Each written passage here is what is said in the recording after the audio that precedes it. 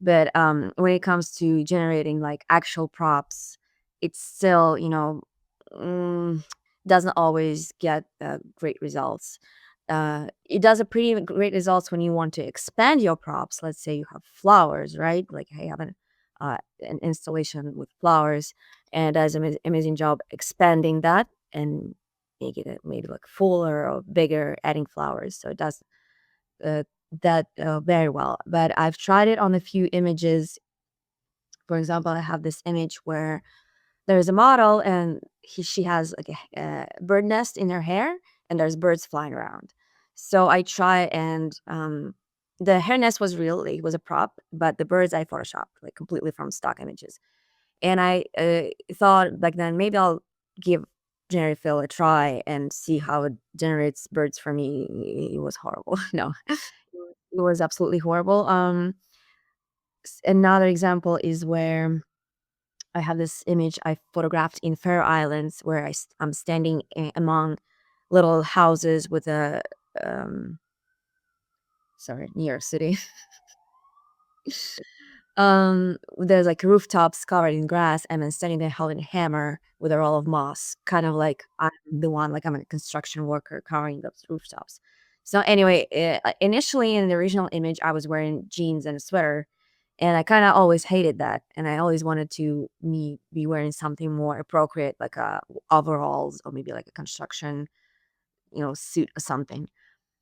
So I tried to replace that in generative fill, and it was also not good.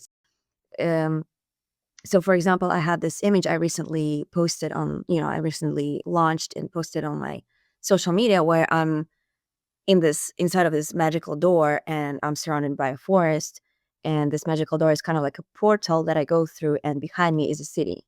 So the idea was that I'm entering this magical portal door, and I'm coming from the big city, New York, into this whimsical enchanted forest. So anyway, it was shot in studio. The door was there and some of the plants were there, but I wanted to create this, I wanted to expand that. I wanted to create like a magical whimsical forest.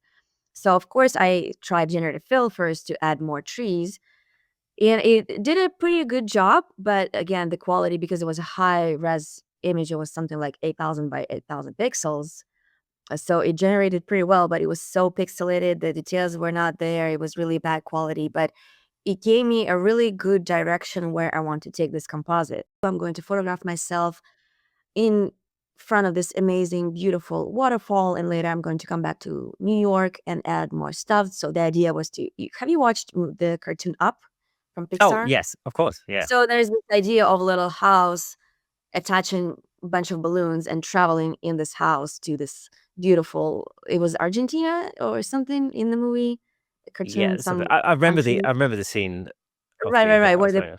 Yeah. in the end they managed to put the house there with a view of this beautiful waterfall. So anyway, I wanted to kind of recreate that idea, and so I photographed myself in a dress in front of the waterfall, and I thought I'm going to come back to New York and photograph to make like a little house, maybe out of cardboard or something, and attach like purchase balloons, purchase like helium gas, and photograph it separately. That never happened. So I've been really procrastinating on this idea for 7 years. And one evening recently, I was sitting, being bored in my apartment, and I thought, like, maybe I should just give a generative fill a try and, see where it takes me. So that's what I did. And finally, after 7 years, I finished the photo. So I generated a little house, I generated balloons. Um, and of course, I had to put a lot of work of like figuring out the quality issue. Thank you so much for tuning in. If you enjoyed that clip, then press here for the full episode in glorious Technicolor.